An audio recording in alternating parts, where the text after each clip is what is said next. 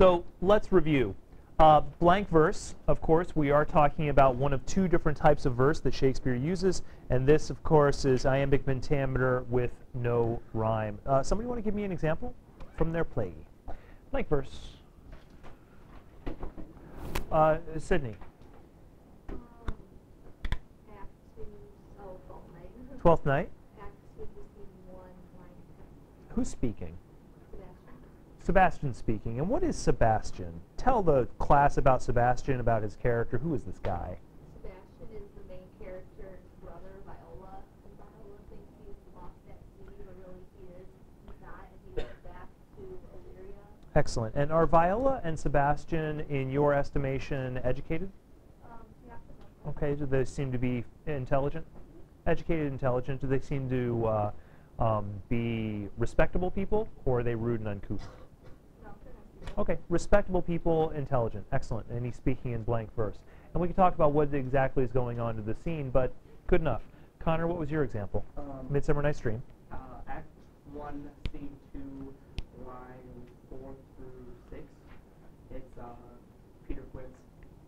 Peter Quince should be speaking in prose. I got it. That's okay.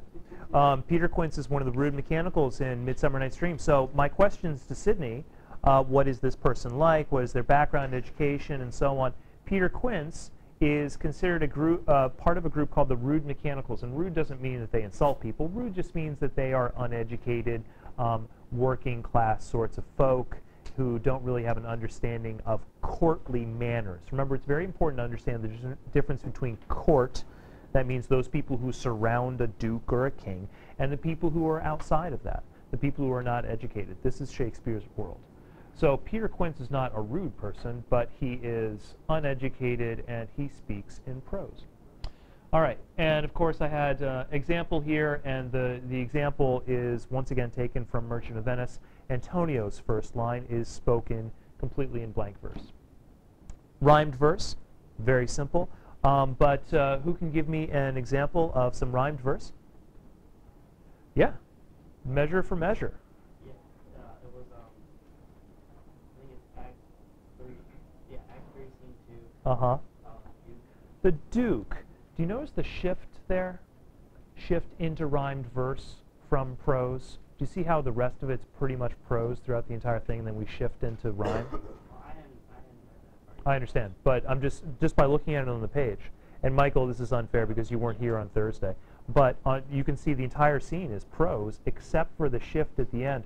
What has happened right before that rhymed line is delivered? Simpler than that. Who's on stage when the rhyme is delivered?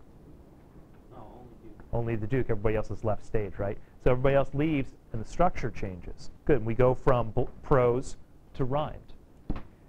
And here's an example of some more rhymed verse. Of course, this coming from Midsummer Night's Dream. Act 2, Scene 1, the character of Puck, who is very mischievous and clever and funny, and he rhymes. And when rhyme happens, remember, it's not a sophisticated rhyme scheme. It's AA, BB, CC, DD, and so on. It's not even as complex as a sonnet.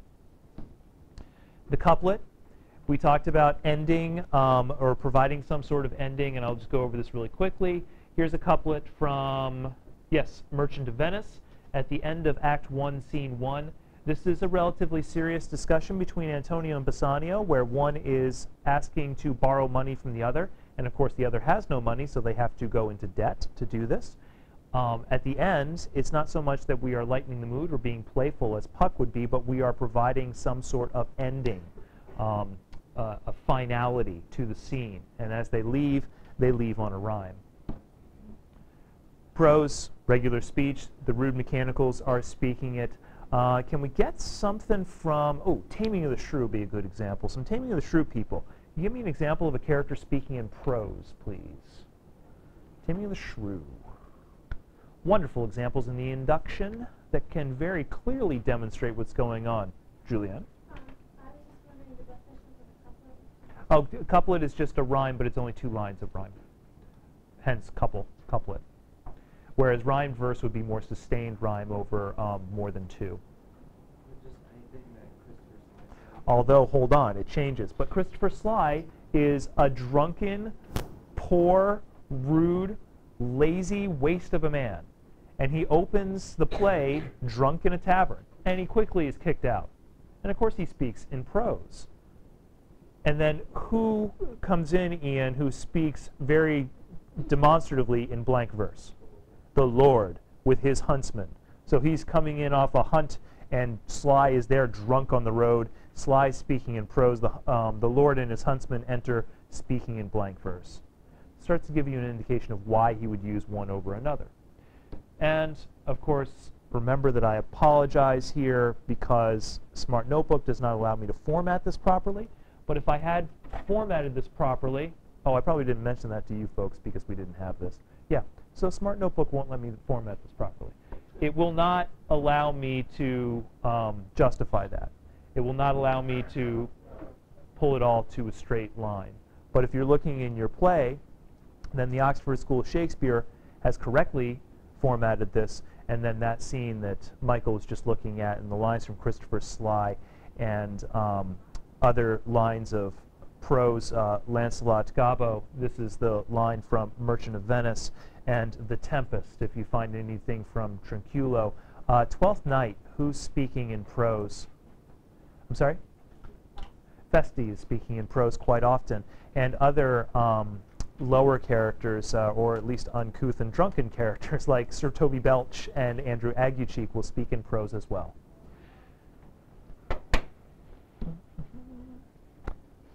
Some more concepts. Not only do we look at the structure, but we also look at the pacing of a line. We talked about this before. For whom is Shakespeare writing? Who's he always considering when he's writing? Actors, very good. So he wants to give his actors an indication of how to speak these lines. He also wants to give them an indication of how fast to speak these lines. So many clues exist for determining how fast one should speak the lines. Let's learn some of the terminology. First of all, you have a caesura. It's a pause inside a line of verse. Not at the end, but inside. A pause within a line. What do you think accomplishes the pause? Or any sort of punctuation?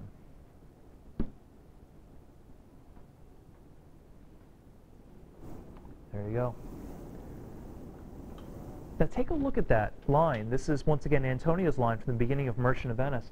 Look at how many pauses in the first 5 lines. What's he? Yeah, Omar. Wait, so the punctuation is not actual punctuation, but this might be where someone pauses? Well, it's where Shakespeare tells somebody to pause. So, like, maybe it's not correct punctuation. Oh, I wouldn't worry about grammar. I wouldn't worry about grammatical correctness. So it could be a comma, it could be a dash, it could be a period, it could be an exclamation mark, it could be a question mark. But the important thing is that something pauses you in some way inside the line. So what is he telling the actor speaking Antonio's lines in the first 5? Speak slowly. You are overwrought with sadness and anxiety over your ships and over something else which readers of Merchant of Venice often think is some sort of overly strong affection for Bassanio. So in some way he's out of sorts. Speak it slowly, as if you are worried and constantly thinking and your thoughts being interrupted. In sooth, I know not why I am so sad. It wearies me. You say it wearies you. But how I caught it, found it, or came by it, what stuff 'tis made of, whereof it is born, I am to learn.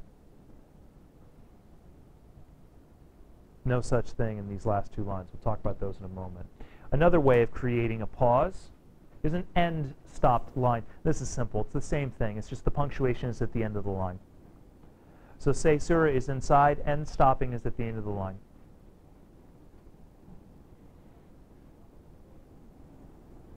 So this should not be any sort of challenging concept. We're just talking about where the pauses happen. You'll notice so far that I've not asked any of you to take a part from your play and read aloud in class. You may have engaged in such an activity in an English class where you read Romeo and Juliet out loud or something else. I find that one of the most painful experiences known to English teachers the world over. to hear students who don't know how to read Shakespeare. Some other teachers say it's indispensable. You must get students to read Shakespeare. And I understand their arguments. However, this is the reason why it's painful for me. Where do students pause with Shakespeare? Not with the periods. What? At the end of every line, regardless of whether they should. And then they go right over the pauses inside the line because they're reading it as what they think is proper poetry reading. That's not proper poetry reading. Take a look at the end stops here. I will pause at the end of every line except line 6. Notice that I will not pause at line 6 because no pause is called for.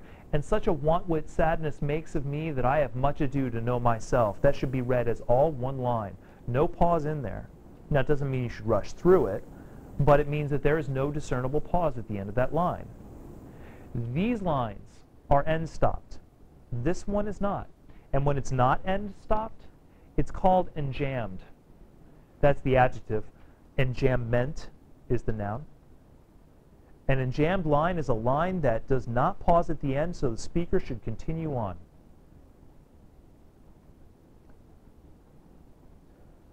So rhythm is created by the meter, and pacing is created in large part by the punctuation.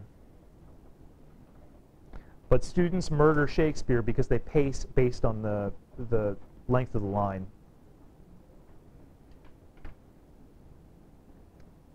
And some of you, by the way, will be delivering Shakespeare lines during the group presentation, so you might want to take that into account when you're reading some of these lines. So we have 3 different ways of creating those pauses, and of course there's the example of enjambment. We also have half lines. Half lines are exactly what they seem like. These 4 concepts are pretty simple. Yeah, caesura and enjambment may seem like foreign terms, but the concepts are pretty easy. So a half line is exactly that, half a line, roughly. Remember, we allow for some give. So half lines might be 4 syllables, but they're most likely 5 or 6 syllables. Usually half a pentameter unit. Notice in my definition I talk about half lines being picked up. Half lines being picked up mean that I speak the first half of the line, somebody else speaks the second half of the line. This is the point at which you should open your books and look for that. Have you seen it? Have you wondered why lines start indented, but not all of them? Now you understand why. Because sometimes they're picked up. What you got, Omar?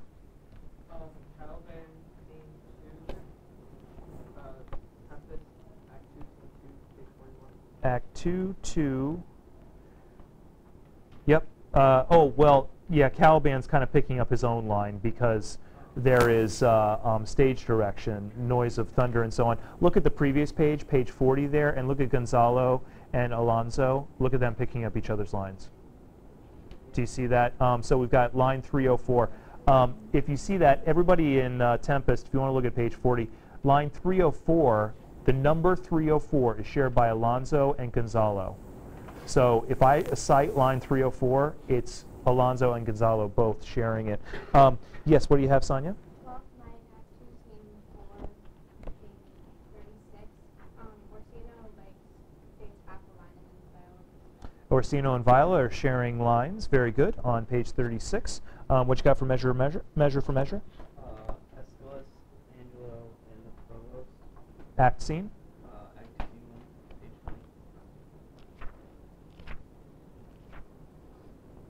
Yes, although then you notice that they stop because they move into prose. Very good. So notice that the prose begins when enter, elbow, and officers and everything. We have blank verse with traded off half lines on page 20 until everybody else enters. Taming of the Shrew. Kristen, Taming of the Shrew. Act 2, scene 1, page 45, Calvin and Petrucci. Yes. Yes, they do a nice job of trading off lines, although not as often as you might think. Taming the Shrew, people, you take a look at that, 44 and 45. Just look at that page. You see how they're not very often trading off lines? they've got single lines where each one's a complete pentameter unit and they're not doing a lot of sharing of lines. Why not? Because they're not doing a lot of sharing of anything at that point. Therefore, the half-line sharing doesn't happen very often because they are supposed to be separate, and the structure of the poetry separates them as well. So Shakespeare has reasons for all of his structure. Merchant of Venice. Yep. Act 1, 1, 22. Yes, Solanio and Salarino are sharing lines, and then later on, you'll see a little bit more of that. Not very much. Not very much sharing there. Let's see if we can find some more consistent sharing.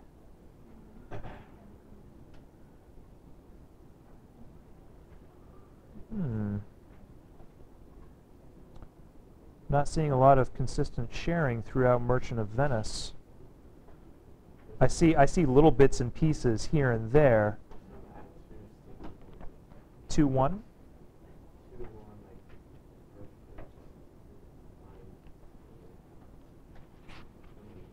Yeah, you're getting little bits. Portia and Morocco are sharing off a little bit. Yep, not consistently strung out throughout, but a little bit. What you got for Midsummer Night's Dream? Midsummer Night's Dream, Act 2, Scene 1, page 18, over on the second. Yes. Little bits. So once again, they are a bit separated in the discussion, so they're not sharing off lines quite as often. But you'll see little bits and pieces where a long line will share half line joining with another one. Yes?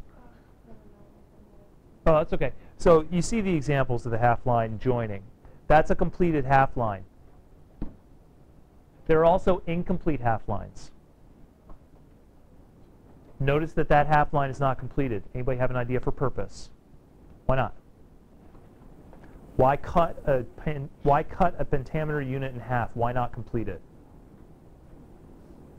What do you think that he might be telling the actor? Pre. Big pause. That's your stop. I am to learn. Do you notice how the pacing shifts on lines 6 and 7?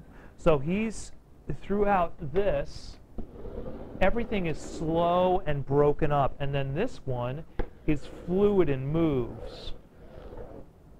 So he's paused. It's almost like he's broken himself down. And then he kind of gets his groove going and he's ready to have a conversation. But that break right there, this half line is an indication to pause.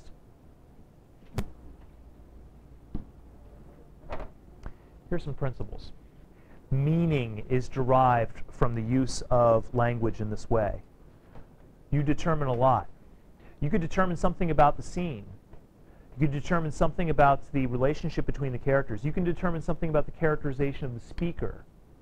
So in Taming of the Shrew, excellent example, Christopher Sly will speak in prose. However, the Lord will speak in blank verse because Sly is an idiot and lower class, and the Lord is educated and upper class. When does Sly shift his speech to blank verse, or when does he? When he is fooled into believing that he is a lord himself, and then his verse shifts.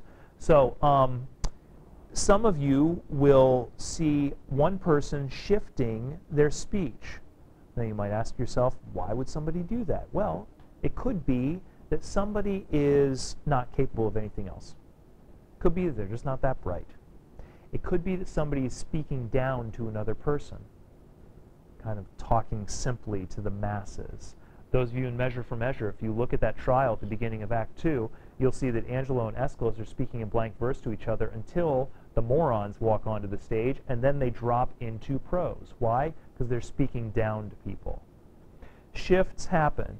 Different pacing happens. It becomes pretty complex, but right now, I'd be willing to bet from the little tutoring that I've given you over about a class and a half, you could look throughout your play and start to advance all sorts of interpretation based upon the verse structure that you see. I don't require you to go really in depth. Trust me, you could go deeper in depth and try to find little variations in feet, iambs versus trochees, and so on, and how perfect the meter is as opposed to imperfect. But I don't need you to go that far. If you look on a page and you can see a shift from prose to blank, from blank to prose, from rhyme to blank, and so on. You can see half lines start trading off back and forth or stop altogether. Then you can determine meaning. And these are some pretty general observations. And I've written this continuum, which is not perfect, but gives you a sense. At the top, with degree of structure, we have very strict structure. Very perfect, and then down there with prose, loose structure to the point of having no structure. The only structure is sentence structure, and sometimes not even that. And then what it might mean. So all the way down here at the bottom, with prose, often we have low-born characters, not very intelligent, speaking as best they can. So in Midsummer Night's Dream, that's Bottom. Bottom may be funny and charming, and we may like him, but he's a moron and does not have the ability to keep much of a critical thought in his head. He speaks in prose. In Merchant of Venice, the same is the case with Lancelot Gobbo. In The Tempest, you might notice, interestingly, that Caliban speaks in blank verse. However, Trinculo speaks in prose. Who is Trinculo? A jester, a fool. Fools speak in prose. Why? Because even if they're intelligent, they act idiotic. So they speak in prose, such is the case with Feste. In Twelfth Night, one of the most intelligent characters in that play is Feste. However, he speaks in prose. Why? Because he acts rudely, even though he's not actually stupid. So he speaks like a commoner, but what he talks about is actually very intelligent. You'll see characters like this. What else do I have? Midsummer Night's Dream. We already talked about, why am I blanking on some of your plays? What have I not talked about? Measure for Measure. You will see the Duke speaking in blank or rhymed verse, very structured, except at certain points when he is talking to other ruder people like Lucio or Provost, and then he'll drop into prose. He sort of takes on the speech of those around him. Tells you about his attitude at that moment. Tells you about the mood or tenor of the scene. What else was I ignoring? Taming of the Shrew. Well, the Christopher Sly Lord contrast is good. You also might pay attention to Petruchio. Even when he acts like an idiot, he's often speaking in blank verse, which means that he's acting like an educated idiot. So there's some interest to what Shakespeare is doing. And you'll see all sorts of different variations throughout. And it's a great way to read Shakespeare because it's the way that he wrote it. So there's no reason why you shouldn't read it that way. Questions? Yes? Why are the rhymes less serious than Because of the way that we naturally react to rhyme.